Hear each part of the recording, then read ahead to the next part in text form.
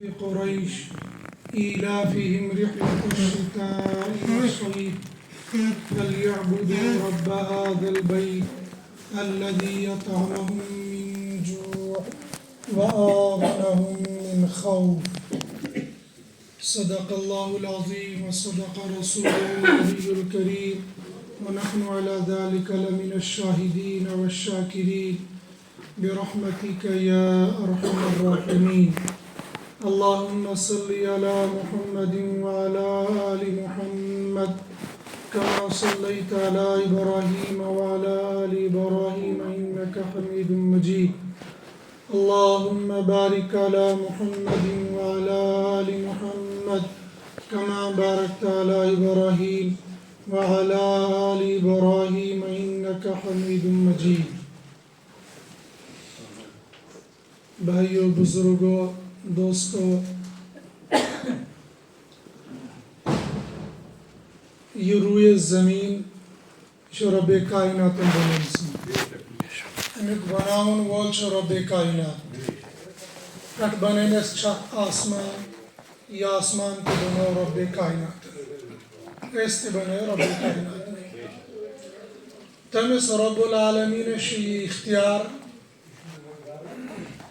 کس جائے بنائی پسندیدہ کس جائے بنائی ناپسندیدہ، کون سی جگہ اللہ کی یہاں پسندیدہ ہے، کون سی ناپسندیدہ.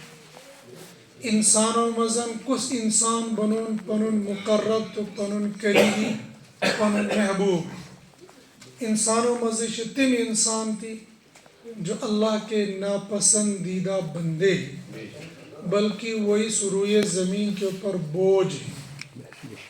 حدیث پاکس میں شیون کہ جب انسان مر جاتا ہے اگر وہ نیک ہوتا ہے قبر چمس ونن تیرا آنا مبارک ہو، روئے زمین پر جتنے بندے چلتے تھے ان میں سے تو مجھے بہت محبوب پسندیدہ تھا، آج تو میرے حوالے ہوا ہے تو میرا سلوک بھی دیکھ لے گا.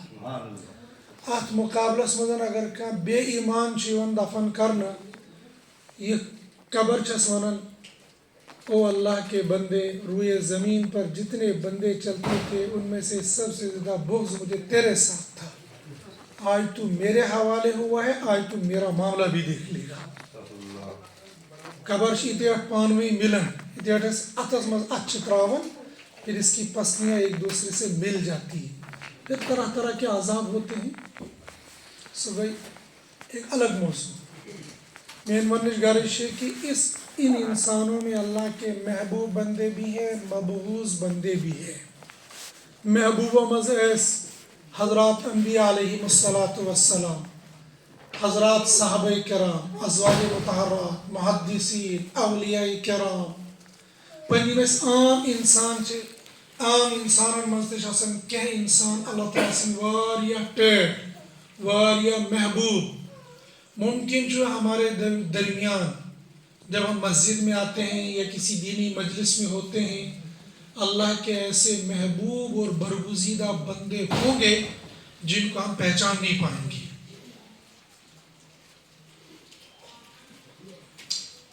حاج صوبہ سین بلکہ حاج صوبہ نہیں تھی شیخ چھ حاجی غلام قادر صاحب تمو چھ سیرتچ کتاب لیچمژ. تس سیرتچ کتاب ٲخرس پہ تمو لکھمت کی واقعات کے قصے. ان واقعات میں سے ایک واقعہ جموں کا بھی لکھا ہے اور جموں تالاب کھٹیکا کا لکھا ہے کہ تب مجھے معلوم نہیں تھا کہ حاجی صاحب کا رشتہ دار کون ہے یا کیا ہے. انہوں نے کہا کہ میں مسجد کے دائیں طرف اپنے رشتہ دار کے مکان کے چھت پر مغرب کے بعد کچھ معمولات پورے کر رہا تھا. یہ اللہ تعالیٰ سن ولی چاسن، بزرگ چاسن، نیک لوگ چاسن. ان کی زندگی تو تقریباً 24 گھنٹے ذکر اللہ میں گزرتی ہے. بعض اوقات ان کے لیے متعین ہوتے ہیں وہ ذکر میں ہی گزار دیتے ہیں. تمام شاسن مغرب بات تھی، عشاء بات تھی، فجر روٹ تھی. حاجی صاحب نے لکھا ہے کہ میں اپنے معمولات پورے کر رہا تھا اپنے رشتہ دار کے مکان کے چھت پر. میں نے دیکھا کہ حضرت نبی کریم صلی اللہ علیہ وسلم جامع مسجد کے گنبد سے نیچے اتر رہی. جب میری نظر پڑی تھی میں نے سوچا کہ کچھ نہ کچھ معاملہ تو ضرور ہے جس کی وجہ سے حضرت نبی کریم صلی اللہ علیہ وسلم کی ذات اقدس تشریف لا رہی ہے. مگر وائمانو استحاج مولوی استحاج مفتی استحاج نیک استحاج بچاؤ، مگر وہ دیکھنے کے لیے وہ آنکھیں چاہیے. ڈاکٹر جو ہے ڈاکٹر وہ مریض کو دیکھتے ہی شکل دیکھتے ہی سمجھ جاتا ہے اس کو فیور ہے یا خدا نخواستہ اس کو کوئی بڑی بیماری ہے یا قبض ہوا ہے. چہرے کا رنگ دیکھ کر ہی پتہ چلتا ہے. وہ ڈاکٹر کی آنکھیں وہ دیکھ لیتا ہے. اللہ جو نیک بندہ ہوتا ہے وہ بندے کا کبھی چہرہ دیکھ کر ہی کہتا امچا فجر نماز پرمز آز کہ نیشو نماز بغیر ہی پاکنی، لیکن اس کے لیے وہ آنکھ چاہیے. حضرت نبی کریم صلی اللہ علیہ وسلم کی ذات اقدس کا اس طریقے سے دیکھنے کے لیے وہ آنکھ چاہیے، وہ روحانیت چاہیے، وہ ولایت چاہیے، وہ مقام چاہیے، پھر جا کے بندے کو دکھتا ہے. بہرحال بہت ساری مسجدیں تھیں، بہت ساری جگہیں تھیں. حاجی صاحب کو وہ جگہ دکھ گئی کہ نبی علیہ السلام اتر رہے ہیں. کہا حضرت نے لکھا ہے کتاب کے اندر کہ میں سمجھ گیا کہ نیچے مسجد کے اندر کچھ نہ کچھ عمل ہو رہا ہے جس کی وجہ سے یہاں پر نبی علیہ السلام تشریف لا رہے ہیں. کہا میں معمولات چھوڑ کر آ گیا مسجد میں.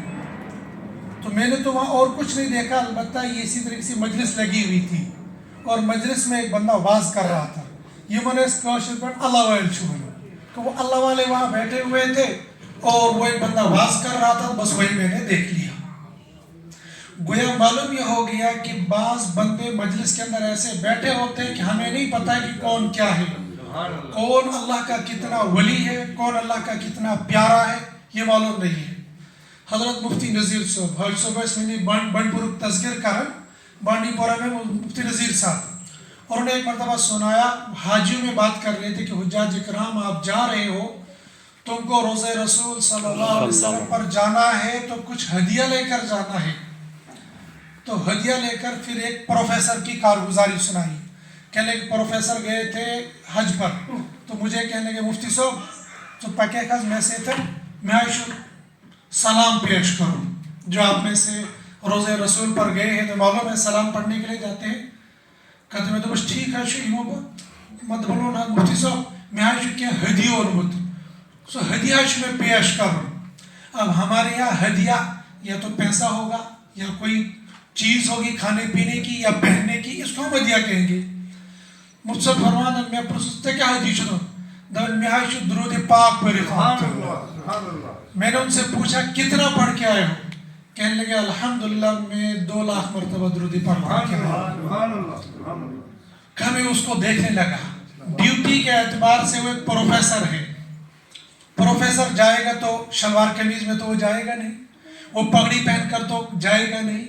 ظاہر سی بات ہے وہ پینٹ کوٹ میں جاتا ہوگا، ٹوپی اتار کے جاتا ہوگا. لیکن اللہ کے نبی صلی اللہ علیہ وسلم کی محبت اس کے دل کے اندر اتنی ہے کہ وہ جب حج کرنے کے لیے جا رہا ہے دبن بناس گاس کھا لیا تو میں تو درود پاک کا ہدیہ لے کر وہاں جاؤں گا. چنانچہ پھر مفتی صاحب ساتھ میں گئے، انہوں نے درود پاک وہاں پیش کیا اپنا ہدیہ. معلوم نہیں ہوتا ہے کہ کون بندہ ہماری مجلس کے اندر کتنا نیک بندہ بیٹھا ہوا ہوگا. حضرت مولانا مفتی عبدالغنی ازہری صاحب رحمۃ اللہ علیہ، ہو سکتا آپ میں سے بہت ساروں نے ان کا نام سنا ہے. انہوں نے خود یہ سنایا تھا. میں نے ان سے ایک مرتبہ پوچھا کہ مفتی صاحب مجھے بتاؤ کسی قطب ابدال کا پتہ بتاؤ میں ان سے ملوں گا. کہنے لگے تجھے کیا کرنا ہے اس کو؟ میں نے کہا مل لیں گے اس کے. کہنے کرنا کیا تھا؟ بات ٹال دی، کچھ اور بات شروع کر دی. تھوڑی دیر کے بعد پھر میں نے کہا حضرت کچھ پتہ پھر بات ٹال دی. پھر میں ضد ہو گئی، میں نے کہا کچھ بتا دو. ایسے بات گھماتے کہنے لگے یہ شاید 1995 سے پہلے کی بات ہے. کہنے لگے ہم تمہاری مسجد کے اندر، ہاں پہلے کہنے لگے تجھے کیا پتہ ہے، ہو سکتا ہے تیرے ساتھ مسافہ کر کے چلے جاتے ہوں گے تو تجھے کیا پتہ. میں نے کہا ملے گا تو اس سے دعا کی درخواست کریں گے اور کیا کریں گے. پھر کہنے لگے باتیں کرتے کہ ہم ایک مرتبہ جمعے کے دن عصر کی نماز پڑھ رہے تھے وہیں کھٹی کا تالاب میں. تو جب آپ میں سے جن حضرات نے پرانی مسجد وہ دیکھی ہوگی کہ دروازے کے ساتھ میں اوپر چھت خالی تھا، بعد میں اس کو پلاسٹک کا ٹین ڈالا گیا تھا، کہ اس وقت وہ خالی تھا. جو ہی میں اندر سے نکلا اوپر سے ایک دم ایک ہاتھ آ گیا اور کھینچ کر کہنے کہ چلو اوپر. کہا میں اوپر گیا تو گنبد کے سامنے گول دائرہ بنا ہوا تھا اور مشورہ چل رہا تھا. اور اس مشورے میں چل رہا تھا کہ جموں کشمیر میں گورنر راج ختم کر کے یا حکومت آنے دینی چاہیے یا نہیں آنے دینی چاہیے. پھر وہ آگے قضیہ کیا ہوا وہ ایک الگ بات ہے، وہ بات بہت لمبی ہو جائے گی. لیکن جس امام صاحب کے پیچھے انہوں نے نماز پڑھی ہوگی، جن بندوں کے ساتھ وہ ملے، ہمیں بھی تو اس وقت تک نہیں معلوم تھا، حالانکہ ہم بہت مرتبہ ازہری صاحب کے پاس چلے جاتے تھے ملنے کے لیے اور ہم تو یوں ہی بیٹھا کرتے تھے. اس وقت پتہ چلا کہ ان کا شمار قطب ابدال لوگوں میں سے تھا. تو یہ نہیں معلوم ہوتا ہے کہ بندوں میں سے کون اللہ کا کون ولی ہے، کون اللہ کا پیارا ہے، اور اللہ کے یہاں کس کا مقام کتنا بلند ہے ہم نہیں جانتے. اللہ کے منتخب بندے ہوتے ہیں. اسی طریقے سے اس روئے زمین کے اندر اللہ پاک کچھ جگہوں کو منتخب کر لیتے ہیں اور ہمیں نہیں معلوم ہوتا ہے کہ بھائی یہ جگہ کیسے منتخب ہو گئی اور کس نے منتخب کی. حضرت مجدد البستانی رحمۃ اللہ علیہ جب پنجاب سے نکلے تھے تنہا، تو پھر اپنے ایک ایک مرید ملتے گئے، ایک ایک مرید ملتے گئے، پورے ہندوستان کا چکر لگایا اور لاسٹ پر ان کے ساتھ 1,00,000 مرید ہو گئے تھے. لیکن وہ دوران چکر چلتے پہنچ گئے وہاں سہارنپور میں ایک جگہ ہے دیوبند. اس وقت یہ دارالعلوم دیوبند مدرسہ وہاں موجود نہیں تھا. وہاں سے گزر رہے تھے، جہاں پر آج یہ دارالعلوم دیوبند ہے وہاں پر رکے اور رکنے کے بعد کہنے لگے مجھے اس جگہ سے علم کی خوشبو آ رہی ہے. حالانکہ اس وقت وہاں پر کوڑا کرکٹ جو ڈالنے کی جگہ ہوتی وہ جگہ وہاں پر تھی.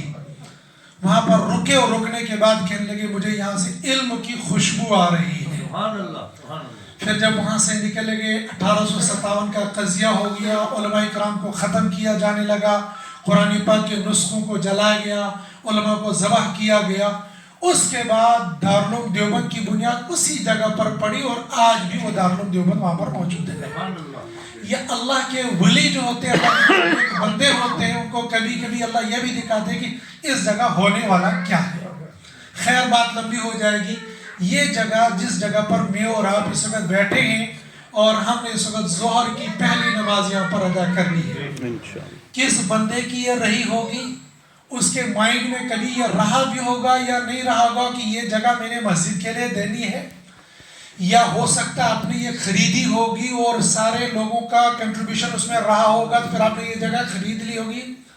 ہو سکتا ہے یہاں پر کبھی بھیڑ بکریاں رہی ہوں گی، کوئی ایسے گاؤ روز بیتن، کوئی ایسے گوبر روز بیتن، کوئی ایسے گوڑ روز بیتن، یہاں گوبر بھی رہا ہوگا اور بھی چیزیں رہی ہوں گی. لیکن اس جگہ کو اللہ نے اپنے گھر کے لیے منتخب کیا تھا. سائیں کالونی مزن اگر منتری سو بنی کہ میں اس کالونی کے اندر رہوں گا، ہم تو بھولے نہیں سمجھیں گے ہماری کالونی کے اندر منتری رہیں گے تو پھر ہماری کالونی کو پروڈکشن ملے گی. اور پھر وہ منتری اگر کیبنٹ منتری ہوگا اور وقت کا منتری ہوگا پھر تو وارے نیارے ہو جائیں گی. تو شی اپائی میون مکان کا اچھو کیبنٹ منتری شنا تا لڑش میون مکان. کیبنٹ منتری کے مکان کے ساتھ مجھے اپنے مکان پر فخر ہے، اور جس کا گھر اللہ کے گھر کے ساتھ ہوگا تو وہ مکان کتنا خوش قسمت ہوگا، وہ جگہ کتنی خوش قسمت ہوگی اور وہ لوگ کتنے خوش قسمت ہوں گے. اور جو لوگ ان گھروں کا تعاون کرتے ہیں، رب العالمین میں سورہ قریش، یہ تقریباً ہم سب کو یاد ہوگی، اس کا آخری نقطہ الذی اطعمہم من جوع وآمنہم من خوف. مفسرین کرام و شلوکمتن جس جگہ پر مسجد بن جاتی ہے اللہ پاک وہاں کے لوگوں کو 2 انعام دیتے ہیں. انعام تو بہت سارے ہوتے ہیں، 2 انعام ان کو نقد مل جاتے ہیں. اور یہ پڑھ کے کاشرن اللہ تعالیٰ سن شکر بجا کالا. یہ اللہ نے کشمیریوں کو ایک بہت بڑی نعمت دی ہے کہ کاشر یہ گھسن چھو یہ مکان بناون چھو، وہ سب سے پہلے دیکھتا ہے کہ یہ چھو مسجد کی چھنا مسجد ہے. حتیٰ کہ الحمدللہ ثم الحمدللہ اللہ تعالیٰ بچائن سینن کاشر نوجوانن نظر بد نشن یہ اگر یہ فورس میں ہوتے ہیں، یہ پولیس میں ہے، یہ جس بھی ڈپارٹمنٹ یہ رہتے ہیں، ان ڈپارٹمنٹوں میں الحمدللہ یہ جہاں پر گئے انہوں نے اندر بیٹھ کر، کمپنی میں بیٹھ کر، کالونیوں میں بیٹھ کر خوبصورت سے خوبصورت مسجدیں بنائی ہیں. یہ لڑی پولیس لائن. پچھلے دنوں مفتی نذیر صاحب آئے تھے اور مفتی نذیر صاحب کا بیان وہاں پر فجر میں تھا. میں بہت زمانے کے بعد اس مسجد کے اندر گیا. حالانکہ جب میں 2007 میں جموں میں آیا تو تقریباً 1 سال تک میں نے جمعہ وہاں پڑھایا، پھر کچھ دن میں 5 وقتہ امام بھی رہا. آج جو ہی میں مسجد کے اندر داخل ہو گیا تو جیسی وہ خوشبو جیسی کشمیری مسجد کی آ جاتی ہے ویسی پوری مسجد اس کے اندر آ رہی تھی. مسجدوں سے ساری مسجدیں ہیں. میں سوچا کہ اللہ یہ سارے پولیس والے ہیں، الگ الگ ڈپارٹمنٹ ہیں. بظاہر لوگ ان بیچاروں کو گالیاں دیتے ہیں، یمائی تیت پھلین یمائی پستین، مگر اے اللہ تو نے اپنے گھر کی محبت ان کے دلوں کے اندر ڈال لی ہے. اور یہ سارے جوان ہیں، انہوں نے خود بخود کہیں باہر چندہ نہیں کرتے، اپنی تنخواہ میں سے پیسہ نکال کر مسجدوں کو خوبصورت سے خوبصورت بنا لیتے ہیں. جیسے آپ نے یہ مسجد بنائی اتنی خوبصورت، اتنا خوبصورت قالین، مجھے نہیں لگتا اتنا خوبصورت قالین جموں کی کسی اور مسجد میں بھی ہوگا. یہ اللہ نے کشمیریوں کو ایک نعمت دی ہے. ات پز کشرن رٲچھ کریں اور پنین نسلن پزک یہ کت سمجھاویں، اس لیے کہ ہماری نئی جنریشن جو آ رہی ہے وہ بے دینی کی طرف زیادہ جا رہی ہے. کٲشر سوس ٲسۍتن کینٛژھا تہِ، چاہے کوتاہ بے دینی ٲسِن، تٔمِس دٲڑ ٲسِن نماز پڑھے مگر تم سے دلس آسان محبت اللہ اور اللہ کے رسول کی محبت اس کے دل کے اندر گھر کی ہوئی ہوتی تھی. اور مسجد خاطر، مدرسس خاطر، دینس خاطر، غریبن یتیمن بیوان خاطر کاشر پنن مال جان لاگن یہ فخر محسوس کرنا. کشیر مزن اگر اعلان گژھان ہے مسجد تعمیر ہو رہی ہے تک زنہِ تہِ پنٕنۍ بالہِ انان، پنٕنۍ ٹِچ انان، پنُن یہ کینٛہہ آسان چھُکھ نا جیب خرچہ یتھ أسۍ ونان چھِ، وہ جیب خرچہ لا کر مسجد کے اندر ڈال دیتی تھی.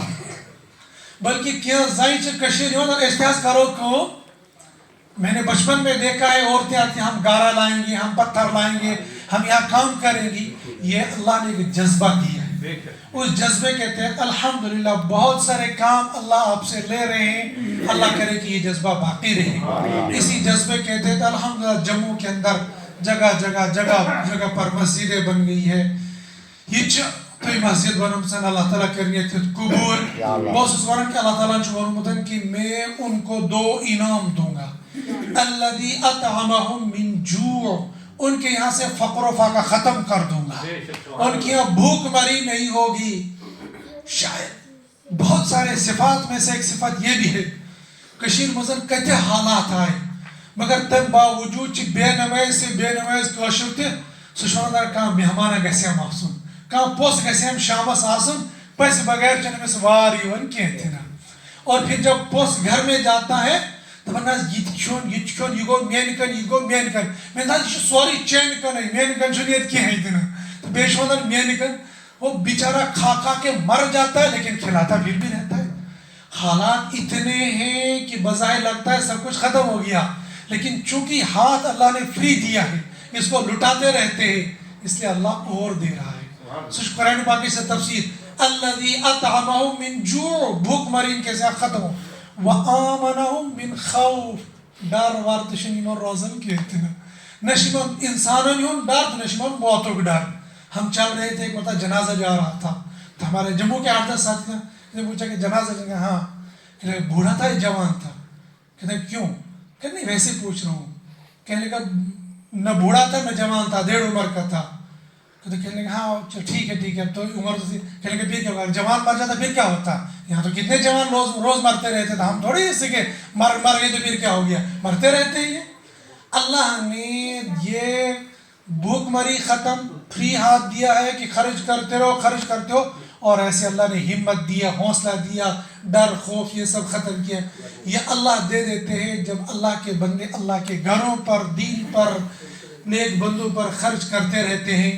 اللہ تعالیٰ کرن تونز یہ مسجد بناؤن قبول، یا پونس دن کرن قبول، اور یمو زمین دسمش یا چھ مول ہسمز یا تعمیر کرنسن، اس کا بدلہ ہم ابھی دنیا کے اندر کچھ بھی نہیں ملے گا. بظاہر ہمیں دکھے گا کچھ نہیں لیکن ٹھیٹھ نبی یُس فرمومُت چھُ سُہ چھُ اللہ تعالیٰ سُنٛد فٲصلہٕ ٹھیٹھ نبی فرموو من بنا مسجدن بنا اللہ له بیتن فی الجنہ یم انسانن دنیاہس منٛز اللہ تعالیٰ سُنٛد گھر بنو اللہ تعالیٰ بنائے تسند خاطر جنتس منٛز محل یہ تو ہم نے چھوٹی سی مسجد بنائی لیکن اللہ اس کے بدلے میں کتنا بڑا گھر جنت میں دے دیں گے ابھی ہمیں اس کا تصور بھی نہیں ہوگا مرنے کے بعد یہ چیز سامنے آ جائے گی بس اللہ تعالیٰ سے دعا کری اللہ تعالیٰ کریں یہ قبول یہ مسجد گژھن آباد مسجد کو تعمیر کرنا بہت آسان ہے علامہ اقبال صاحبن ونیو دبن اکس راتس مز بنایک مسجد وہ ایک قضیہ چل رہا تھا ایک رات میں مسجد سچ مچ میں بنا لی تھی